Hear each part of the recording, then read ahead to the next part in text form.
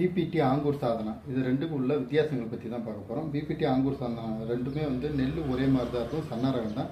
ஆனால் அது ரெண்டுக்கும் உள்ள டிஃப்ரெண்ட் என்னென்ன அப்படிங்கிற பற்றி தான் பார்க்க போகிறோம். பிபிடி வந்து ஒரு ஏக்கருக்கு வந்து 30 கிலோ விதை தேவை. ஆங்கூர் சாதனா வந்து ஒரு ஏக்கருக்கு 20 கிலோ விதை தேவை. பிபிடியோட வாழ்நாள் வந்து 135 140 நாள் வயசு உள்ளது. ஆங்கூர் சாதனாவும் வந்து 135 140 நாள் வயசு உள்ளது. பிபிடியோட நோய் எதிர்ப்பு சக்தின்னு பார்த்தீங்கன்னா குலை நோய் பாதிப்பு வரும், ப்ளஸ் வந்து நோய்களோட பாதிப்புகள் வந்து ரொம்ப அதிகமாக வரும், அதிகமாக மருந்தடிக்கிற மாதிரி இருக்கும்.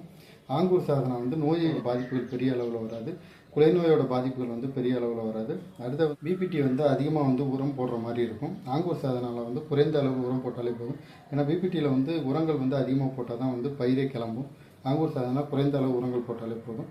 பிபிடியோட ஈல்டு எவ்வளோ அப்படின்னு பார்த்தீங்கன்னா ஒரு ஏக்கருக்கு வந்து 2000 கிலோ 1750 2000 கிலோக்குள்ள மகசூல் கிடைக்கும்.